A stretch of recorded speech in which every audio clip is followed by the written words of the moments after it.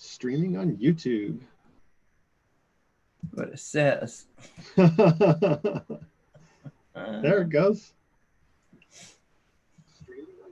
Oops. Hi, everyone. You can hear the laughing going on. So I'm going to give everyone a few minutes. So tonight I'm going to be interviewing Dylan Pankow. And am I saying your last name correct? The way I see it is it's Pankow. Pankow? But I don't take offense to it because I'm not in kindergarten anymore. Hey, Rojo, is it Dylan Pankow? And I wanted to interview him tonight, but first of all, I'm doing a Monday night show, and that's where I want the interviews to be.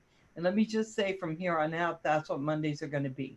The reason for that is on Sundays and Tuesdays, we have game night, and we talk about building FPV, and we get pretty specific, and we have quite a few people come in a lot of times. But this is just strictly going to be a night for interviews.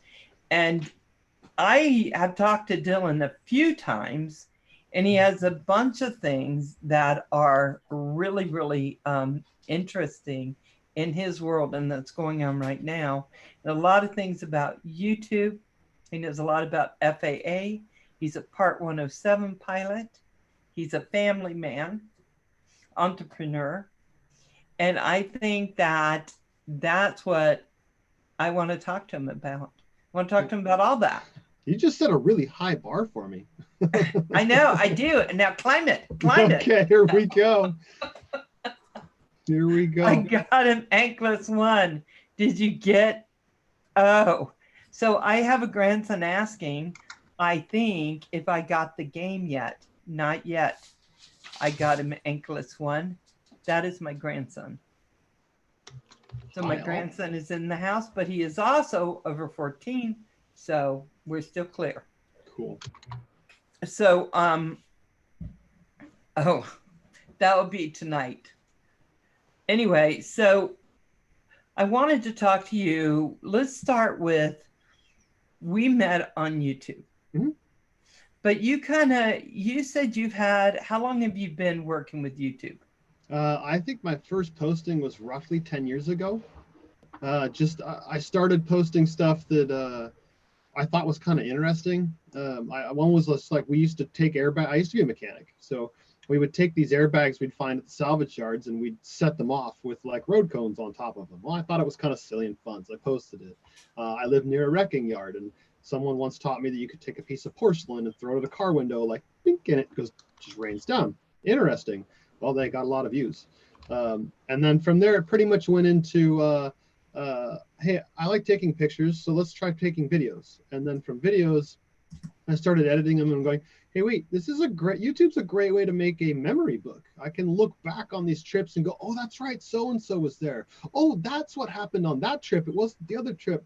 So YouTube turned in kind of a memory book, a baby book, adult baby book, if you will, for me. And then after, I think it was about a year and a half or 2 years ago when I got my first drone, that I really went, hey, hold on a second here. Cameras that fly. Oh, now I'm onto something, because I've been flying for roughly 10 years, got around 1,000 hours of flight time. And I've always loved taking pictures. And then I went, oh my gosh. So talk to me a little bit about what you were flying 10 years ago. I started flying park flyers from like Hobby Zone, Park Zone. So the like 36-inch wingspan foam airplanes. I started off with this really funky thing called the, actually I don't even remember. But the main one I really liked was the Super Cub by Hobby Zone. We did all kinds of stuff with that thing. We fired model rockets off of it. We did JATO rocket takeoffs. We did like balloon pops where we'd hang a balloon from a ribbon, a helium balloon, and try and pop it with the propeller. We'd do a limbo where you had to fly under it. If you didn't make it, you would crash and have to super glue your plane back.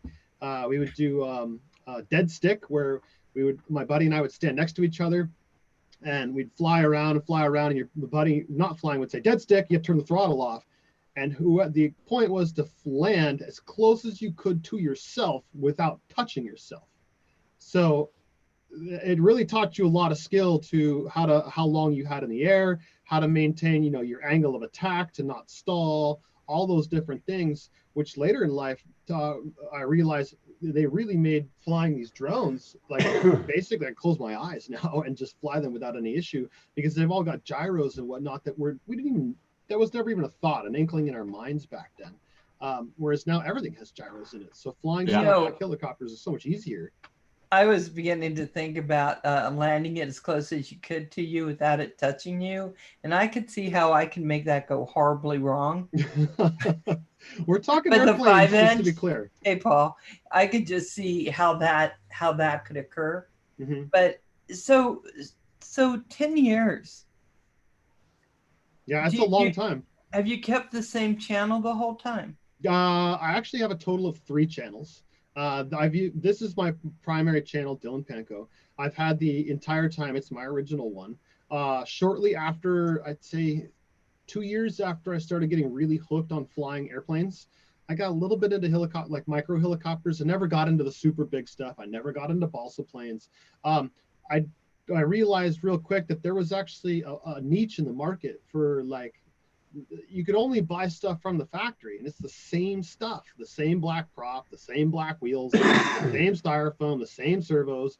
So wait a second, I started surfing on the internet and found out that there's a lot of extra products out there, but the thing is they're marketed by size and weight, not so this doesn't fit that, this is how big it is and how much it weighs. Well, I learned real quick how to translate the measurements to what would fit on what. So I started a company called RC Fun Lab. Now, I'm not real proud of the name, but the name came from because I would put up articles and blogs about, hey, check this out. Try and fly over a big giant salad bowl with your helicopter. Good luck.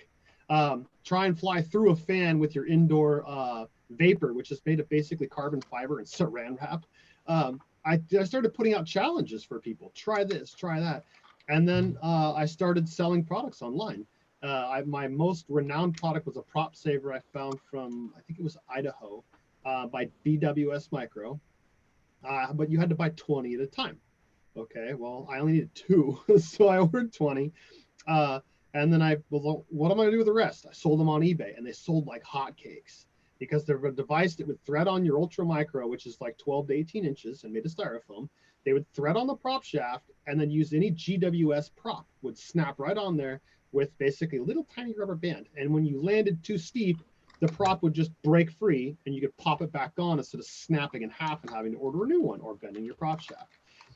Well, I real quickly learned that, wait a second, let's order these by the 100. These rubber bands are actually made for dog grooming, so let's order those 50,000 at a time. GWS props, you can order those from China in big bags for next to nothing. And then I had my wife make me a little folder thingy that went over a Ziploc bag. Next thing I know, it's making my car payment, it's making my rent. I've sold to 55 countries in all 50 states. Oh, wow. That's where the next channel came in. After a short time, though, I think it was about 3 years, I got back into building tiny homes. And I neglected buying the next and the next plane. They started coming out with them faster and faster. And because I wasn't keeping up with the market, my sales went down. So that was the end of RC Fun Lab. Now, granted, a lot of the videos are still up there. If you want to see me fire rockets remotely, or, the little model rockets you buy at Walmart, fire them remotely. I have a video up on YouTube on how to do that. Some of the transmitters, I found videos on, no one has a video on the dip switches for a really old transmitter called the LP5 DSM. Well, many years ago, I made a video on how to, what they did, and it's still up and getting thousands of views. So I don't make any money off that. I just leave them up because it's good information to share with the world. Well, and I think it does speak to your brand, right? Yeah, the brand is long gone though. I don't have the business name anymore. I don't maintain it at all. It's been, I think, 4 or 5 years since I made a sale.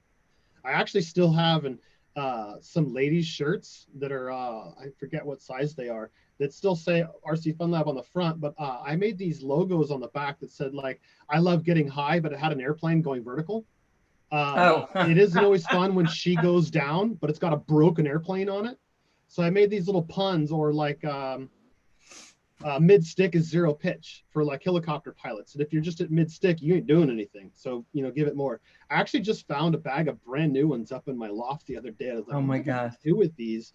Well, maybe at some point somebody on YouTube will find me and be like, hey, I'll pay for shipping for those, you know, because they're really kind of funny. Like I get high flying or flying RC. That's great. You know, It's a good one. I wouldn't put it on my 12-year-old, but it's not like it's, you know, there's no, it's a play on words, and it literally has an Yeah, and airplane it's on it. fun. Yeah. It's fun, right? And Mhm. that's all it's meant to be. I think that's a great idea. I want to say hi to a couple people. Mr. Doughboy was blind. How you doing, darling, Mr. Doughboy? How you guys, all you guys are? We're just talking with Dylan Pankow on just some of the stuff he's been doing and where and what he's going to be doing next. Let's talk a little bit about.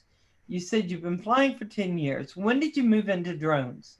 I bought so I was given my first drone. It was a E-Flight QX350. It was made in 2011 or 2012. My oldest brother bought it and never really got into it, kept crashing it, wasn't really good. Found out that I like photography and flying and said, hey, would you like this? And that was, I think, 2 years ago. And this thing barely had return to home. The signal was maybe 1,000 feet, 1,500. The quality of the camera was really poor, but it was a flying camera. So I have a couple of videos, if you go way back in my stream on Dylan Pankow, with that drone, and that's what got me hooked on drones. And then my youngest brother, we'll go to the opposite end of the spectrum, bought the Mavic 2 Zoom, and we went camping, and he showed Ah, me that one. And I went, oh wow, oh, oh, ooh. And then I went yeah. searching for that one and discovered they have the Mavic Pro. And it was like, oh my God. Which one? Oh boy. And then I realized, well, I'm into video and photography, so I'm going to go with the Pro. He's got the Zoom. I can always try it out or borrow it or whatnot. So I bought the Pro. And ever since then, I've been hooked. Now I have 3 of them. Now, actually, I still have the QX3, but I took the camera off because it doesn't work. So when the battery would go low, the back LED would flash sequence of colors, but you had to memorize like 10 different patterns to understand what the LEDs meant. And this one time I was flying over a lake and I found out the hard way the battery was going low. And when it goes low, you can go forward, back, left, or right, but it continues to go down. Next thing I know, it's boop, subsurface. So I set the transmitter down, pull up my wallet, my phone, I jump in, I swim out to it. And somehow I managed to find it in the weeds about 12 feet down. I pulled it up and it was still on. And I put it in front of a fan because it was like 110 degrees and no humidity. I just happened to have a fan with me and I sat it there for the rest of the trip. The drone recovered, but the camera never did. So I still have it, and I still actually fly it a little bit. I use it as kind of a trainer where it can give people the principles and the ideas of how to manipulate the gimbals. But I barely ever fly it. I flew it in November for the first time in I think a year. So that's how I got started. Was a really old gift, basically. So John Coopy is saying that he loves his 350QX. Hey Dylan, can you put something in the chat so everyone Sure. can make sure to see you and to check out you guys? I'm going to say Dylan and I are going to be talking a little bit about analytics, and I want him to tell you what his philosophy is on that because I think he's correct in how he's thinking about these things. So we're going to talk to him about his philosophy on YouTube. But if you want to see his channel and you feel like it's a channel you would watch, then go ahead and pick him up. But make sure you're going to want to watch because I think we're all starting to know that that's something YouTube expects. Yeah. That we're going to try to watch what we subscribe to. While it's hard when you have lots of people. Right? I do have a huge variety of videos up from camping, riding dirt bikes, let's see, drones, flying, mechanical stuff with cars. I got a huge variety of stuff up there. I'm not sure how many videos. I think it's a couple over 100. So 104 or something like that. It's not that many. But I'm constantly trying to come up with new aspects and new avenues. The next one I think I'm going to explore is try to do some more generalized camping videos. While in the meantime, while I'm out there, I'm going to be flying. and taking pictures and adding some videos of the forest. I think that's going to be nice. So, so now you've been on for about 10 years. Mm-hmm. So talk to me a little bit about what they call lessons learned. Lessons learned as far as YouTube. Well, I got my first thumbs down a couple weeks ago, and went, "Oh, that's weird." Did you? Yeah, I was like, how did They found you. Yeah, they found me. Like, this is just a generalized video. Why would you thumbs down a anyway? It doesn't matter. I'm sorry, I spaced that. So where would you like me to go with that question? I completely I looked over. Lessons, your lessons learned. You've been on for 10 years. What have you learned by being on YouTube for that long? How to operate cameras would be my biggest one. I've definitely gotten the bug on cameras, and every time I go out, I'm learning something new, whether it be which filters to use, whether it be what camera to use, the frame rates. And it's been that's been my biggest adventure. And then along with that would be, using the software in post-production. But for me, the biggest learning curves has been the cameras and learning how to use them properly and get good footage. So then I would say, oh, I spelled this wrong. I'm typing Jeff Freestyle in here saying hi to him and Carly, of course. So, but let's talk about, if you had it all over to do it all over with YouTube, is there anything you would have done different than you have done up to now? Put more videos up more frequently, because I think, modestly speaking, I have a lot of good information to share, a lot of good content that could be shared from just showing a location when I'm out in the woods, but also the post-production, all the different industries I've been in. I don't think I learned soon enough that people do want to watch. People do want to learn. And it doesn't matter if you don't feel that you're charismatic, or you look funny on camera, or sound funny on the microphone. You need to I would say, looking back, I would tell myself, no, you're fine. Just go. People are going to watch it. The main thing is just have confidence and be comfortable. Even if you're nervous, it's okay. You'll get over that. For everybody, for the first time getting on stage, has stage fright. It's a fact of life. But the more you do it, just like anything else, the better you get, the more comfortable you'll be. Right. And confidence is king, but you're not going to not going to gain the confidence the first time unless you start doing it. So that would be my thing, is just get out there and do it. If you think you can do it, or think you want to do it, or think you have information you want to share, just do it. Just try it. You're gonna run it into trolls and naysayers and this and that, but so what? Like, the only thing with my thumbs down is I wish I knew, so I could learn from that. Hey, can you leave me a comment as to why you didn't like it, so that I can think sometimes, Dylan, and I'm sorry to interrupt. No problem. But I think you're giving them a lot more, what is the word? You're ascribing to them more than what they are, because sometimes dislikes are just, oh, I just don't like you. Mm-hmm. It has nothing to our, you know what? I don't see that he's ever had one. Let me give him one. I mean, it can be just that simple. No rhyme or reason. Mm-hmm. Well, there are those also that are like, well, I just am upset because I don't take the time and have the confidence to go out and launch a video. So I'm going to naysay on you for having the confidence. I'm going to blow out your candle to try and make mine brighter. Just go out and do it. There's a lot of creators out there, but there's always room for more information. There's always new things to be learned and taught, and there's always going to be someone craving something you might know that no one else knows. And if you don't post it, no one will ever know. Mr. Doughboy just said that March 9th he'll be on for 8 years, and we say that time passes pretty quickly. Oh yeah, depending on where you're at. Mm-hmm. But I think it's correct. I mean, I didn't do YouTube right away, even when I started first doing videos, because I thought my videos aren't really good anyway. And what would I have to say? And then I'm watching all these other people, and the ordinary people talking about ordinary things, sharing some information they have. And I noticed we're just kind of all in it together. It's kind of surprising. So one of the things that I learned about live streaming, I didn't know until I actually started doing research on, like, looking up live streams. there's some people out there that have hundreds of people watching, and they're talking about almost nothing but their makeup and what's going on in their life. You know, kind of like the National Enquirer kind of thing.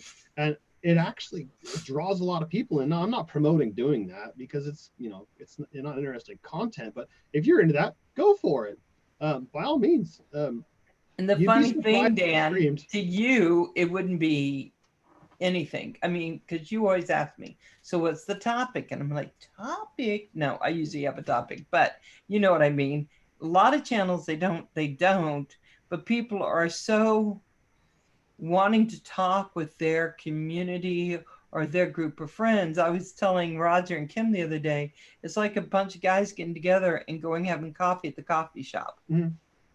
They talk, they laugh, they joke, they cry. Well, maybe not cry, but they do their thing, and then they go home. But it's like a gathering, and we have a lot of those type of channels on. Mm-hmm. Tim, oh Tim, I've been thinking about you all day. I hope you are doing better. I was worried about you last night, Tim. Hi, so Brandon. The one comment I just saw was the coin crafting. So it sounds like you found your niche. And if you keep posting a variety of stuff, you'll eventually find your niche. But the one thing I would emphasize is make sure it's something you enjoy doing, because otherwise you're just a slave to it. Rojo puts, I cry. We do sometimes, don't we, Rojo? But that's the thing. A lot of channels, I've been getting to know them. I keep feeling like these are like, all the glasses I'm buying are all crooked lately. Okay, I'm going to try with that because it's making me crazy. And then if I can't find my other glasses, I'll just stay with where I'm at. So that's thank God, Tim, because I was so worried about you. So one thing I've noticed is when you go onto the conversation channels where that's all they're doing is conversing with friends and talking. Those can be very nice. But when you go onto the ones that are bringing a different thing to you, like information that you need, I think that's usually when those kind of videos kind of explode. And explode depending on the value or if it's really needed to be searched. I have this one thing I just said, my ego won't start. I had one of these electric with a battery lawnmower, couldn't get to start because I forgot how to do it and I read directions and got it. But that thing has 14,000 views. And I'm like, really? Well, you know, when it comes to like channels that are just talking in general and blah, blah, with no real specific direction, friends having coffee, so to speak, these people are still watching it because they can empathize or sympathize. And there's nothing wrong with that. Right. And I think it's a good thing. But I think that sometimes it just depends. There's room for everything. Absolutely. One thing I've noticed about YouTube. And you, on your channel, you got a little bit of everything, because I was watching your one on editing. And I didn't have, I was working while I was watching. So I couldn't pay the attention I needed to it. But then you go and you're doing just other things. Oh, Val's on more. Oh, God, Mr. Doughboy. But I thought, how interesting. The only thing I would have said, can I, oh, hey, Geeksvana, can I critique it? Would you mind? Go ahead. Yeah, I got plenty of confidence. Go right ahead. I feel so guilty when I can't watch the whole thing. So I was hoping that as you're going through your work in that, you'll go a little slower and just like take a piece and just let me learn that piece. I'm dyslexic. I have to learn in pieces. I was seeing everything you did. I thought, oh my God, that's a lot. I'm losing the stream from might be my connection speed here. Yeah, my internet connection is unstable, it says. Sorry about that. So what I understood you to say and what I picked up was maybe go a little more specific in my video and less generalized. Like the last one, I did some keyframing. So call it keyframing and focus just on that. Yeah, and that way I'll know how, I'll go, okay, that's what I have to watch for that. Because I do Filmora, and it's pretty basic, but I want to do Premiere Pro, but I have a book this thick, Yeah, it's a beast. and I have a disc, and until I did Filmora, nothing on Premiere Pro made sense. Mhm. But I'm still not doing it because there's just too much. Yeah, have you tapped into After Effects yet? It's I'm almost afraid to. I used to be able to do Photoshop. I used to put my little grandson flying. He had a cape, and I'd take a picture and move him so he's flying over the Taj Mahal and all that. And he goes, "Oh, when did I do that, Grandma?" But he was really small. But I can't even do that now on Photoshop. I can't do do. you know what Lightroom is? I have it, but I do not know what So it is. Lightroom is like the abridged version, the easier version. It just kind of slimmed down. You basically like color correction and some minor modifications to your photos. Versus Photoshop, you make like drastic changes. Photoshop would be After Effects. Lightroom would be Premiere Pro. After Effects Okay. is definitely a beast of a program. After Effects will do a lot more than Premiere Pro will do. And I'm just now starting to get into where I can take from Premiere, put it in After Effects, and add one of my videos. I recently helped out finish a tiny house build, and I glued text to the side of the building while my drone orbits the building, and then it casts a shadow. But the footage or the text looks like it's painted on the side of the building, and After Effects does all that for you. It checks it frame by frame by frame by frame. So, okay, this is the ADD part of me. Tiny homes. I love tiny homes. I don't think I could live in them, but I'm I sitting in one. watch tiny homes. I'm sitting in one. Are you? Yeah, I'm sitting in one. My wife and I built. This is our second build. So you want me to go into my third YouTube channel? Yes. The I third mean, tell YouTube me. channel is actually technically under my wife's name, Paprika, like the spice. Last name Clark, C-L-A-R-K. The company name is Bungalow to Go. It's not no longer a company, but it's on YouTube. BUNGALOWTOGO, all one word. On there, I do how-to videos that most people don't cover about tiny homes, like checking your tongue weight, what truck and how to pull, on all these different things. I did tiny homes a few years ago. I worked for Tumbleweed Tiny Homes, and we did 25 workshops, 25 states, and we even did Canada. We'd go for the weekend and put on a 2-day build workshop. During that time, I also built several of them and sold them. This one I live in right now, we're about to sell because we're moving to North Carolina soon and we don't want to take it with us. The first one was amazing. It had a full kitchen, bathroom with a shower, sleeping loft, a guest loft, closet, the whole nine, solar, everything. This one's just got my little office, which you can kind of see one wall's there, while the other one's about 4 feet away. And then the front wall is only a foot in front of the monitor, and then there's the rear wall. This one has a half bath. My sleeping loft is above me, and then I have a storage loft behind it. So this one looks like basically an A-frame house where I've got 8-foot walls and then a roof like this with a steel roof. It looks literally like a tiny house on a trailer. When we got evacuated in the fires last year in October, I hitched it to the truck and I drove it with me. Oh, geez. You know what? I'm going to tell you something. If you live in the mountains, I think you have to have that. If you live in the forest, I think you've got to have that. Yeah. But you know what I find fascinating is that people can take their lives, and we live in a bit of a, an I want more society, and reduce it to the point they can live in a tiny home. You have your channels, you have your drones, you have, I see computer and all kinds of different electronics there.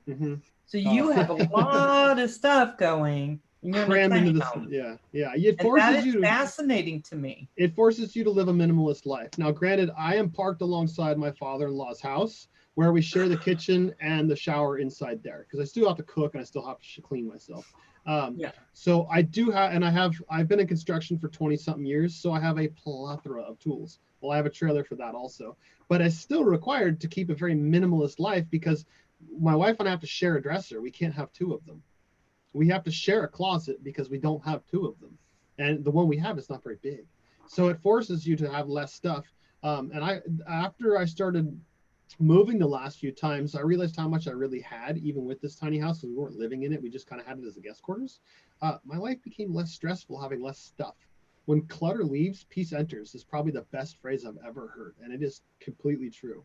Now that I'm moving, I'm purging even more stuff, and I feel so much lighter, so much lighter.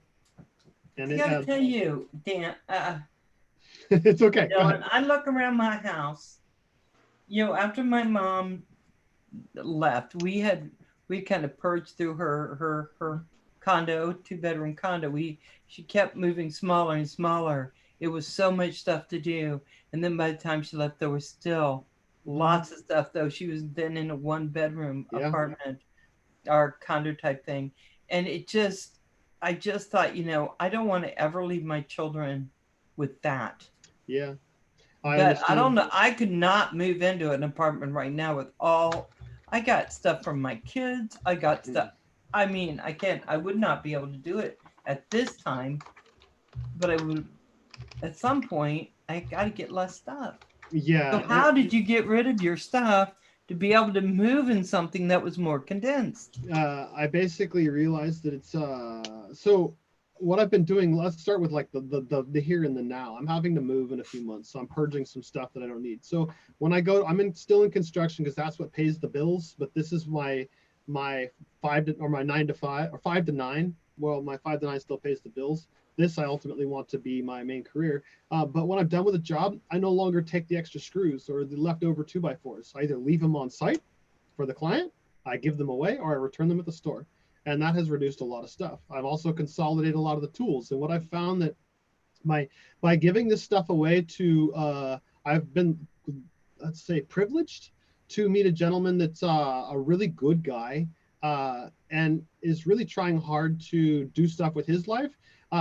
He takes some of the stuff, like the extra materials I have, and rehomes it and keeps some of it. And some of the tools that I haven't, I'm going through my stuff. I found here's an example. I found a compression tester for engines that I bought, let's say 20 years ago. Cost me $200, but I realized the other day, I haven't touched this thing in 10 years.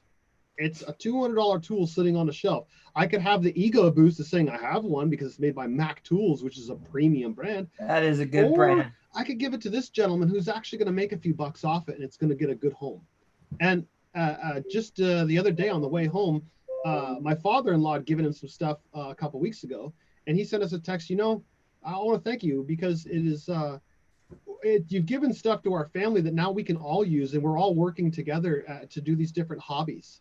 So that has given me the ability to go, you know what, I can give that up in my life. I don't need it because that person's going to enjoy it and they're going to get more use out of it than I am. And I certainly don't need the bragging rights to say I have a Mac series compression tester. I'm not even using it. But Mac Tools, they're expensive. Yeah, they're better than I think Snap. Well, what are those ones? Snap-on's really good, but I think you're paying for brand name in my opinion. Whereas Mac and Matco, you're paying a little bit more just for the tool itself. Yeah, I do have some Snap-on stuff, but not very much because I think it's overpriced. Granted, they're great tools. They're great, but I think they're overpriced. Yeah, I think so too. But that's how they go, right? Mm-hmm. That's how tools are. When you were talking about, sorry, go ahead. No, go. You were talking about I think waste and minimalizing and whatnot, and so the thing I would also bring to are putting these tiny homes out in the woods and whatnot. The two things I would bring up is one, I would rather see these in the woods, a tiny house, than an RV, because after a few years the RVs start to just deteriorate. Also, I just repainted this thing for the first time in I think 6 years. All the siding's fine. Versus an RV has to be resealed every couple of years. So in my opinion, they're almost kind of, forgive me, but disposable. And we are becoming a disposable nation here in America. And we throw away too much stuff that's reusable or creating stuff that doesn't planned obsolescence. And I think that's ridiculous.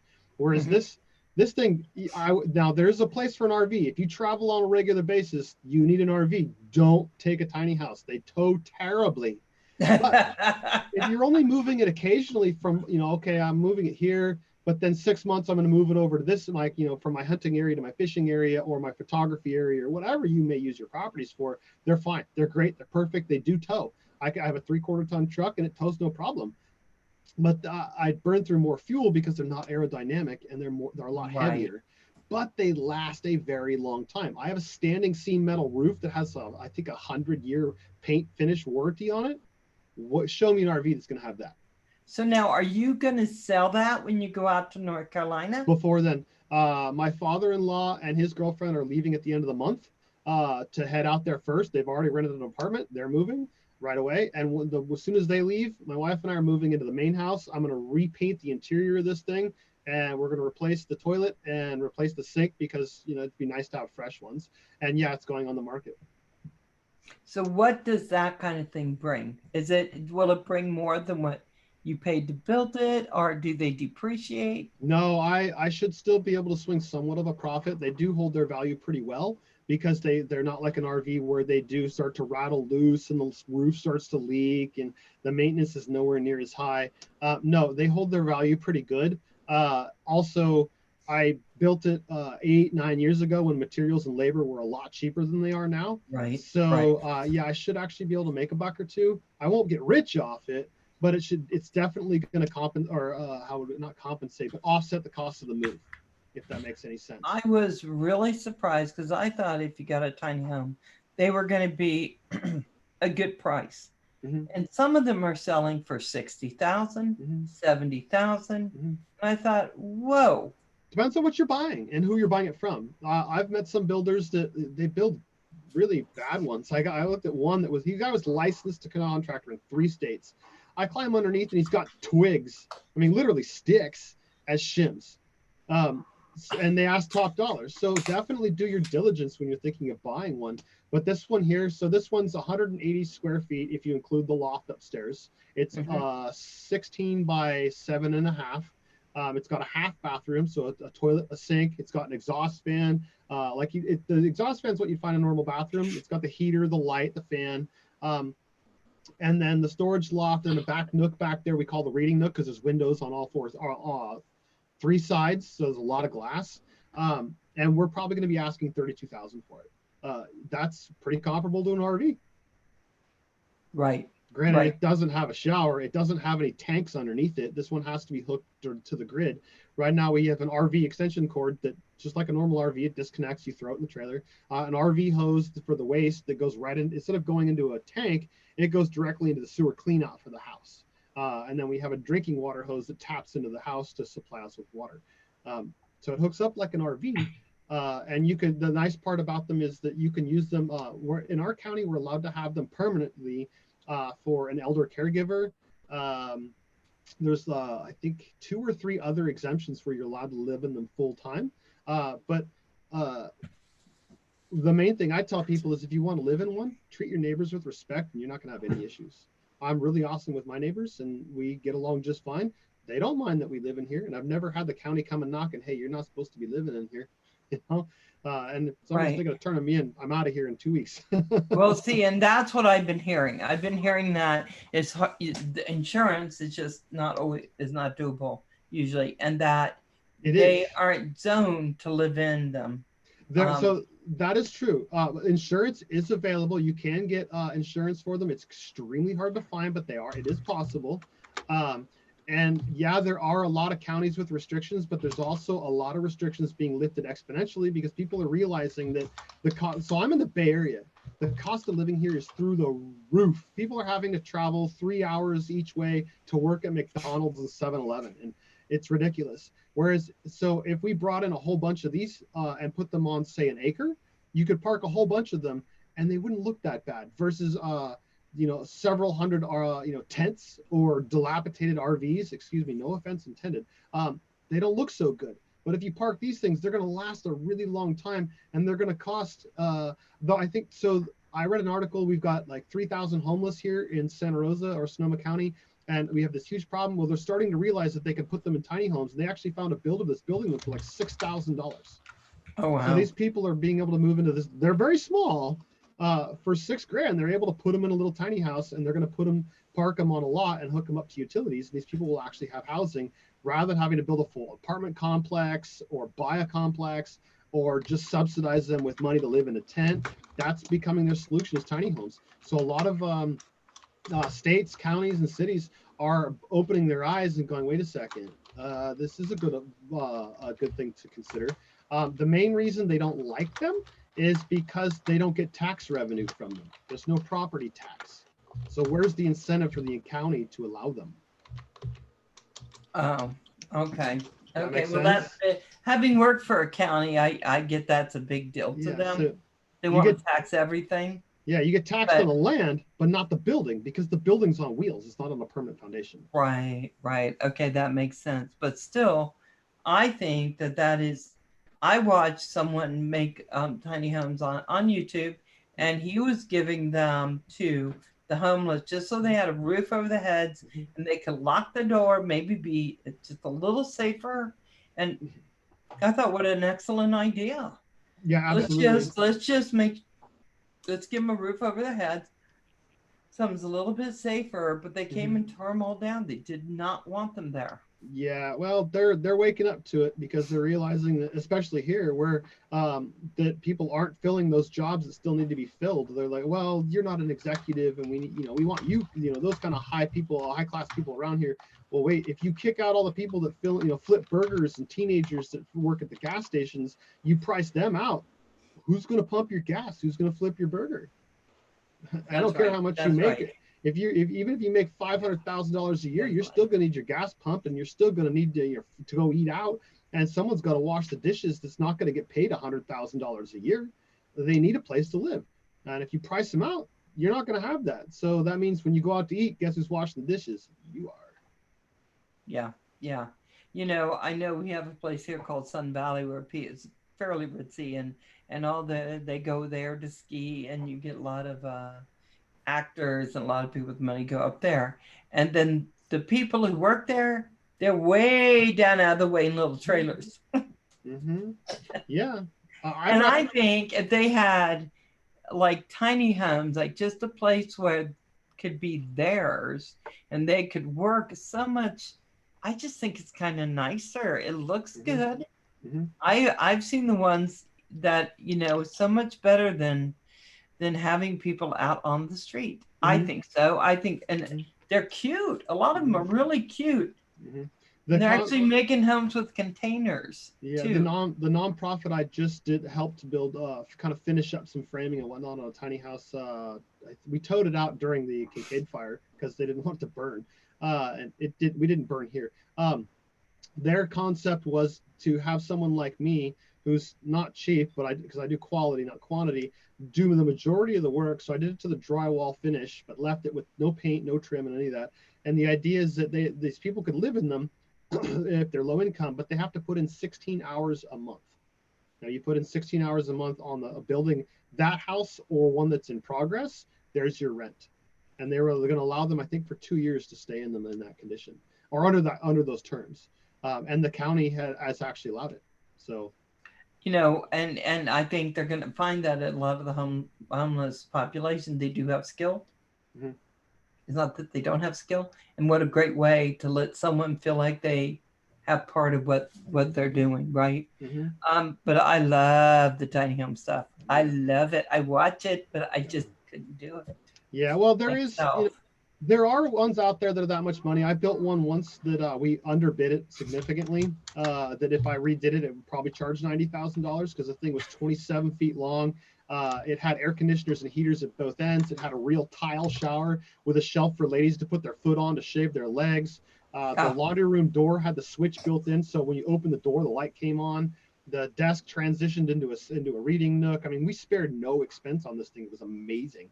But I lost my backside on it, so I don't now. I do consulting a little bit. We're going to do a presentation here in Sonoma County this Thursday in front of a bunch of engineers, architects, and code enforcement on why tiny homes should be more recognized and more readily available.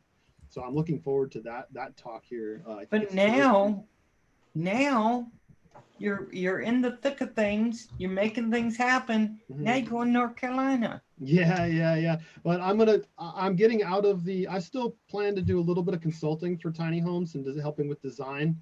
Um, but in the end, drones are where I'm going to go. Videography is where I'm going to go. Photography is where I'm going to go. Because I can't swing a hammer for my entire life. Are you hinting you need some coffee? Yeah, I'm just telling him to go. No, just To go. We got you go. covered. It's all good. Go get your coffee, baby. I tend to gab. I got you. Don't worry Look about at it. his face. He's like, what? What? Can I go? Can I go? Yes, please. Go get and make Roger a cup too. Hey. Not asking a lot. Yeah. There's the Kim I know. Look at this. So okay. So let me go back because when he does that, it kind of makes me go there. So you're moving to North Carolina and you're moving there because the fire. Well, okay. So the broader spectrum is my father-in-law's girlfriend has twice now ran from the fires with fire in the rearview mirror, and she's just done with it. Just done with it. So she said, "I'm moving," and he said, "Okay, well, the problem being that I love you and I want to be with you, but Pepper and Dylan are still here with their son Oliver, so I'm kind of torn." And so the conversation came up of, would you guys consider moving with us? And I said, well, depends on where you're going.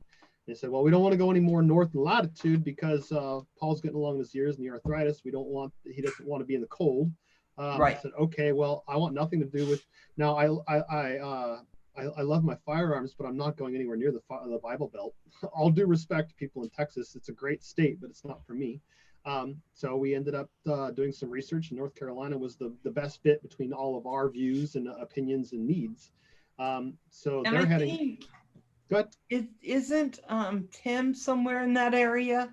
We got some people in here in that area that would love to see another droner out there. For sure. Well, I'm coming. Oh, so do you think you're going to have space for like doing tiny homes plus your piloting drones? Ultimately, I don't want to be building because I can only swing a hammer for so long before my knees go out or my back goes out or I get a hammer elbow or whatever it's called. You know, all these different phrases nowadays. They got a term for everything.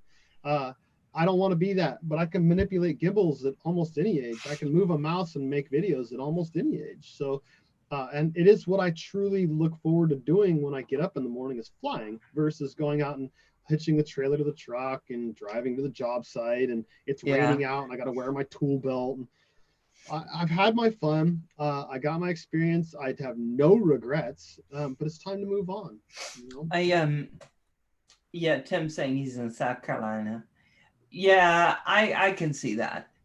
I just think tiny homes are so cool. I wish I could build stuff because I would love, but who am I kidding? My knees by time, Yeah, well, you can always find somebody to help fill in the blanks when you can't, what you can't do. There's always labor out there that'll do the framing and do the electrical or the plumbing or the drywall, and then you do the painting and the trim.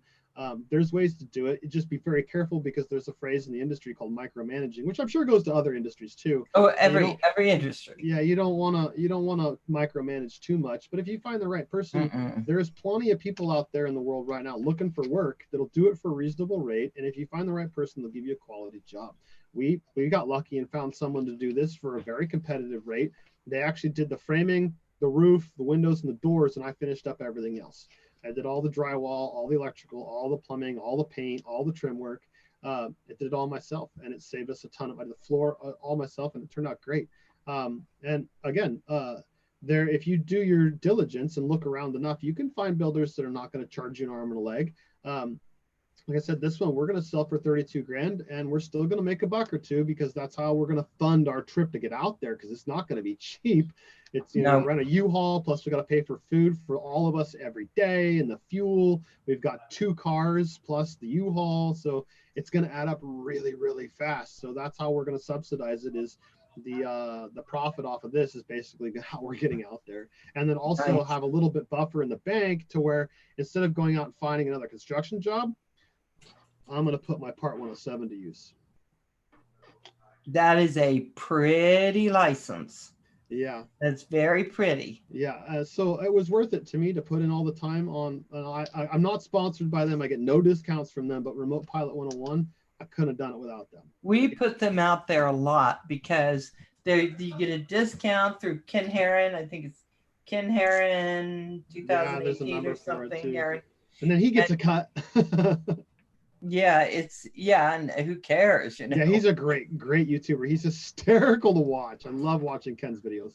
Yeah, I don't watch him I have, well, but that is very nice of him to have gotten that, because a lot of people need to have that discount. It makes it more affordable, since they're going to turn around and pay another $150 to actually get the license in and of itself. So to have that reduced is a wonderful thing. Excuse me.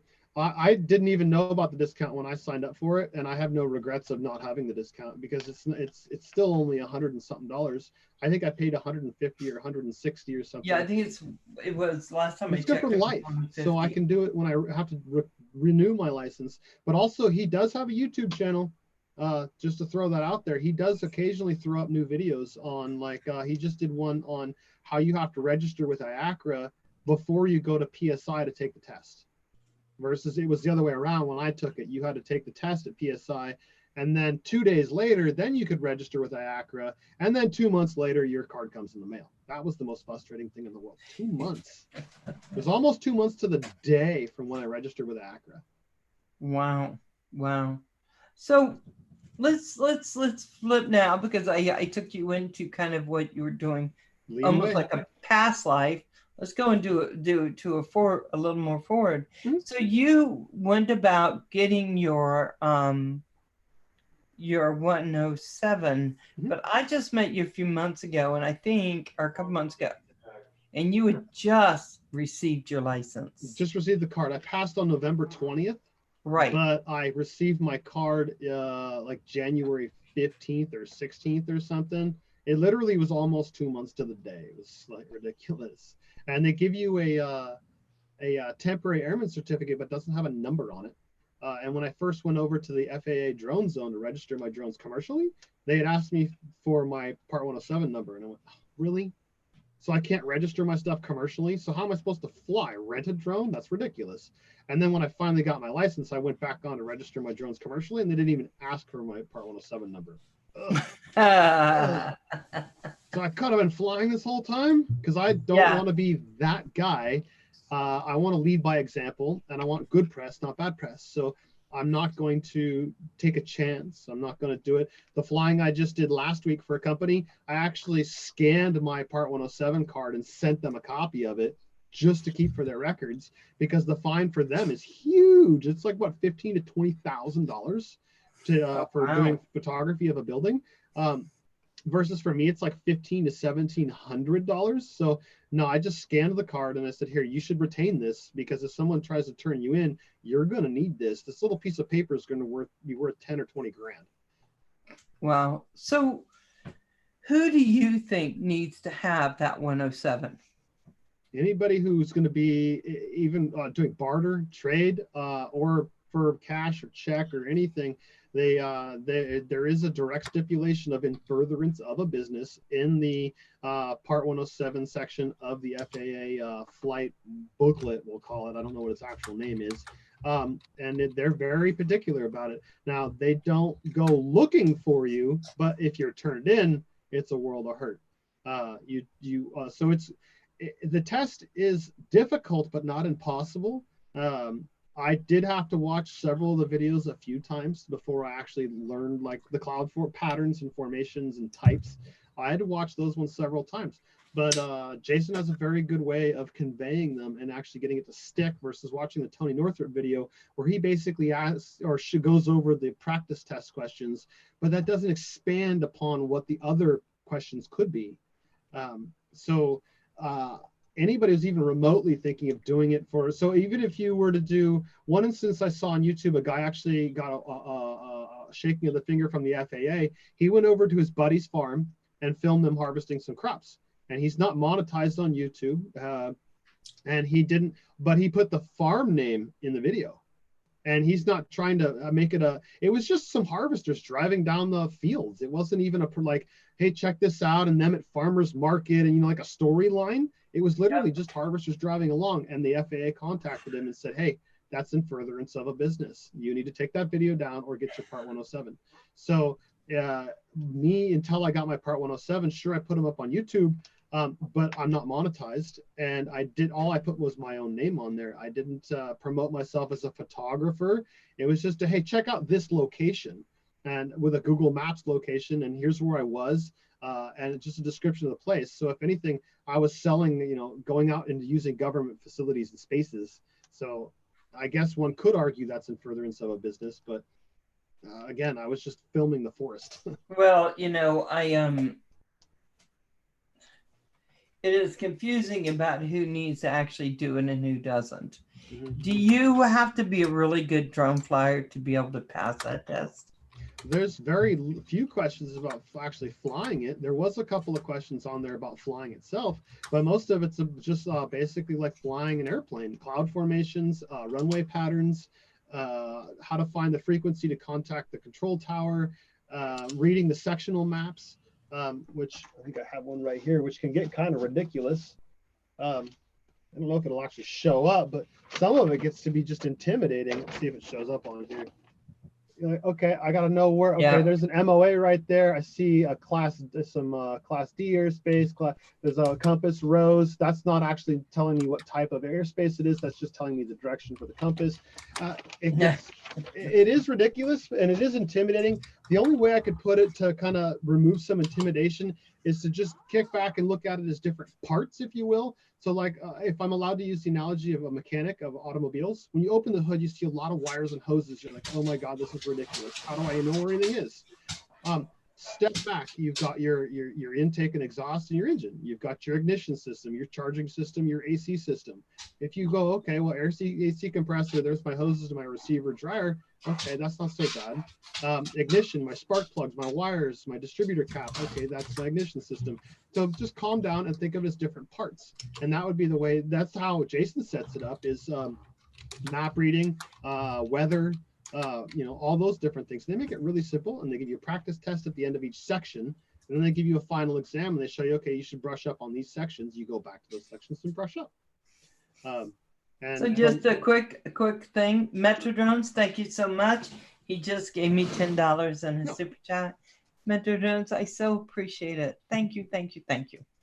Okay. It's good to get support, because this stuff does take, everything costs money, and it does take time. It's well worth it. I don't make any money out of it yet, but I still enjoy doing it and love doing it and plan on continuing doing it and more and more and more. And I'm nowhere near monetization yet. So that's pretty awesome when people do that for you, because it does, everything. It is so nice. Everything adds up. It does. And Metro Drones is always so sweet to me. And I adore him. He's very sweet. And I got to tell you, we have a lot of channels on here that do small supports, mm-hmm. and some larger support. It's just always so nice. It is. It makes me feel good. It makes me feel like I'm giving value. Mm-hmm. But anyway, yeah. So I guess my next Roger sings though. I know. Do you want me to bring Roger on and ask him to sing? Because I could do that. Roger, do you want to come on and sing? You don't want me to sing, darling. You don't want me to dance. We've all got because it's not a good thing. I get awkward real fast.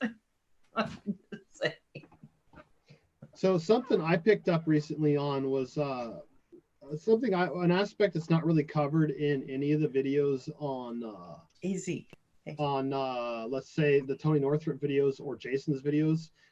Is like confrontations with other people and drone laws, privacy laws, and whatnot. We get, we see all these videos all the time of, this confrontation where so-and-so is going to shoot my drone down, or they think I'm spying on them. Well, one thing that I learned recently is if you want to be professional, so I'm going to show up in a collared shirt all the time. I've got a landing pad that's fluorescent. I now just recently bought a fluorescent construction style vest, but on the back it says FAA licensed drone pilot, very clearly spelled out. But then I also found these on eBay for $12. That's not an official thing from the FAA, but if I put that in this little hanger and hang it from my shirt, suddenly I look a lot more official and less like some Joe trying to spy on your wife in the backyard while she's sunbathing. Let me tell you, those guys do that.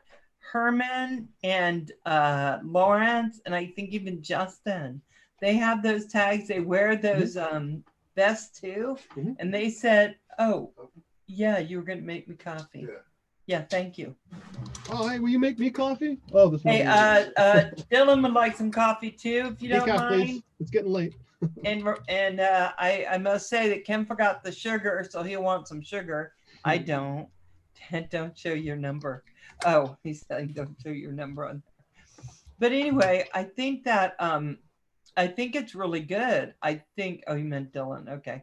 So I was wondering who you were talking to. I was like, okay, is Joan Pool in here? I didn't see. No sugar. Yeah. Oh, So don't show your numbers, Dylan. Oh. Oops. Yeah. Well, it's a little late now. You know what? Back. If you're gonna, they're gonna see it. Hold on, I'm here to help. Feel free to reach out. Okay, so now we've talked 107. Can we just talk? And I don't want to. Okay, it's 6. It's 8 o'clock. You want to go a little bit longer? Me, I'm good to go. It's only okay, because I got just a couple more questions. Yeah, Ed, go ahead and get to going on that. You know what I mean. Alfred's saying, "Come on, Ed." So yeah, it's only 5 o'clock here, and if we want to talk about privacy and drones, I can go there too. I'm always fascinated by the amount of people who think we want to look at them. Yeah. Really. I don't want to see them. If they're doing stuff, I don't want to see that. And I think there are a lot of people would. Okay, do we have some in all walks of life, in all phases of the world? Lewis P. Floyd, love you. You expect that, but do we really want to see them? Do we want to look in their windows? I can't. I don't know anyone I think is fascinating enough that I'd be outside looking in their window anyway. Correct. Yeah. Well, they think they own the airspace over your house, and unfortunately, here in the U.S., I can only speak for U.S. law. You don't own the airspace over your house. It doesn't work that way. But I don't know how many people know that there's actually the FAA actually has a written stipulation, not stipulation, I don't know the phrase, but it's basically written into, we'll call it FAA law, because I'm not good with the terminology here. Yeah, they're rules. There's a direct quote, we'll say, or phrase in the FAA law rule book that says that there's basically no distinction between a drone and a 747. If you're flying commercially and you shoot down a drone, or you shoot down a commercial drone that's shooting real estate, you might as well shoot down a passenger airliner. There is no difference. You will go to jail for shooting down a commercial aircraft, discharging a firearm in an unsafe manner, and or discharging a firearm within city limits if you're within city limits. So I know it sounds macho and cool and whatnot. If I see one, I'm going to shoot it down. You're in for a reality check if you do that. Now, with that said, if somebody is spying on you, the one thing, the phrase I don't encourage people to use, but could use and should know about, is what's called reasonable expectation of privacy. So with that said, what that means is, let's say you're in San Francisco, where houses are basically right up against the sidewalk. Your window's open and you're fighting with your significant other. Someone on the street could record that and not get in any trouble whatsoever. Windows shut, you have what's called a reasonable expectation of privacy. If someone happens to open the window up, that's breaking what's called peeping Tom laws. So in your backyard, you have what's called reasonable expectation of privacy. Somebody can't photograph you. But if you're in your front yard and you're standing on your grass, you could be photographed and you have no reasonable expectation of privacy. Same thing applies in a restaurant. You don't have a reasonable expectation of privacy. Someone could record that conversation without you knowing it or your consent. In your house, if a guest comes in and records that, you have a reasonable expectation of privacy and they get in a lot of trouble. So for here, when I was flying my Breeze, my dad has it.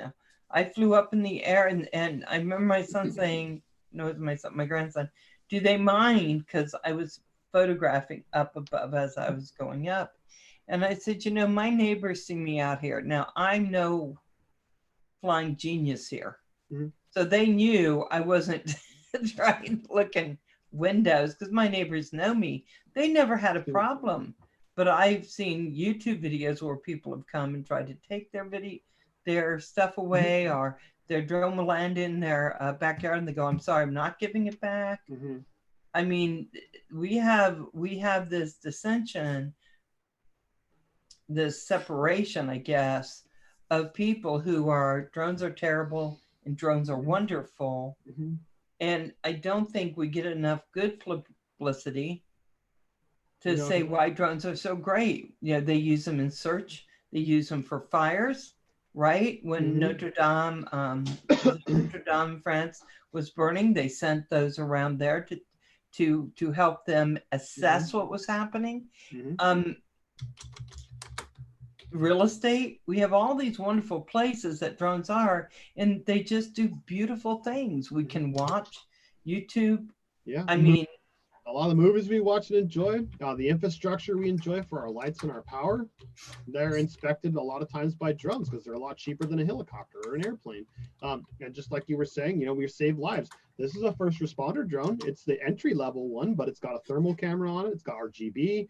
I've got a spotlight, a remote speaker. I was just showing it off up the street at the rental place today, and they were blown away. Like, really, you could buy one of those for how much? And like, yeah, you could buy one. Right. And so, and that leads me to just talking, you know, when we're talking about camera drones, you're going to hear it. I haven't met a drone yet that was so quiet that was outside your window. You would not hear. You're gonna, and if it's FPV, I mean, you're going to hear that. We would go screaming past or just sitting looking in. Oh, getting at that FPV thing. Saw your most recent vid. That's from Puddin, Kim, from Lewis P. Okay, I'll tell you, I call him Pudding because he always says the proof is in the pudding. And anything he says, he has proof that it's correct. So I call him Puddin now because he is right on it. How are you, Simon? Cheers, mate. Oh, Bird in the Hand. Yeah, I like Bird in the Hand. He does some great time clips.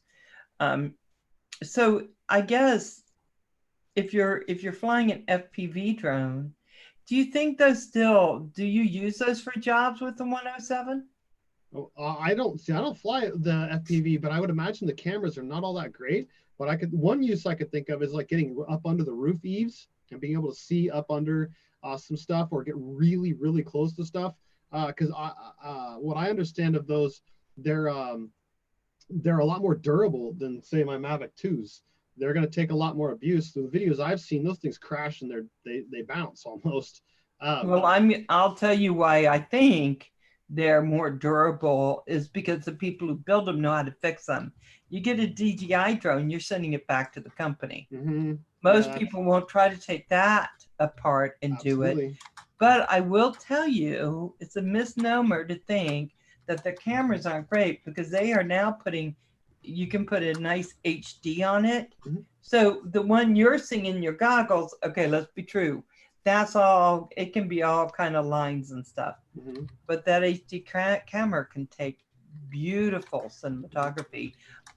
Hadley's, Justin, he does some beautiful flights. Lewis P, oh my God, he did some statues with a camera that was beyond beautiful. So I think that now they're getting better. So we're going to change you now into a bit of an FPVer. You have to give me time though. Oh, you don't need to convince me. Don't look at me to be the best encouragement. I think you're going to do it because that's not a think. I know I am. Right? Because it's building and it's all about what you do, right? Mm-hmm. I can't wait, Dylan. Yeah, I've built aircraft great before. Stuff. I've built the one I built last time was one of those Gallows little foam airplanes, or not foam, balsa planes you find at the hardware store for $3. I have a video up on my channel where I took a bunch of parts from one of my Ultra Micros. I made one fly remotely. It flew for 3 minutes. It actually flew controllably. Beautiful. I made turns and landed it. So I've built aircraft in the past, and I'm not intimidated whatsoever to build them. I could see a really a niche market would be getting into really tight places in an abandoned building that's structurally not sound. I could see FPV being a fantastic use because you can get into a much smaller space than I can with this thing spread out. And when I put the prop guards on there, I was flying inside last week, and with the prop guards on there, the thing is massive. So I could see that as being a niche market. I could definitely see a niche market for FPV in that sense, that, get into a building that you don't want to set foot in because you're worried about falling down and you want to assess what's going Well, on. and let me just say, with my drone that I built, my 5-inch, I think at the end of the day, it ended up running me 250, I think, or something like that. I don't remember. I totaled it up. So I wrecked that as compared to wrecking a Mavic Zoom. Yeah. I mean, Yeah, mine was $1,200, and that's right? And some of them are a lot more. So I think you're absolutely correct. And if you have those goggles on and you're leading it up into those spaces, I think you're right, Dylan. I think you're right.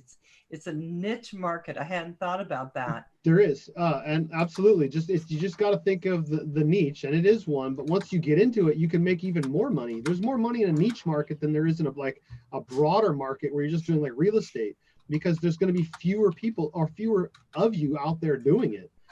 So by all means, start. I'd go get my Part 107 and start exploring abandoned buildings with owners. Using it for another one would be first responders, sending it into a situation where you don't want to send a person, whether it's an active shooter, a chemical spill, any number of things. You could send in one of those little things, and forgive me, I know little is a relative term, but you could get into places I can't get into. And that's a niche market right there. And you can make a lot of money when you're in a niche market. Now, I'm not saying, I encourage people to make a living, not a killing. So let's make that perfectly clear. So but Lewis is saying, sure, that's a bit of a thing, but send Roxy, or better yet, Roger out to find. Oh, that's on the snow, right? I wasn't sure if he was commenting on what we're talking. Tim, thank you. Thank you for coming in. Hold on. LOL. Yeah, different world than the real. Okay. So I think that anything that we're working within niche markets, if you're creative enough and you can talk to people about what you want to do and how that can be useful for them, but everyone is very slow to embrace new technology usually. But I'd much rather send a drone into a building falling down than send a kid who just got his contracting things and hey, you go check that out for me. I'll be in later.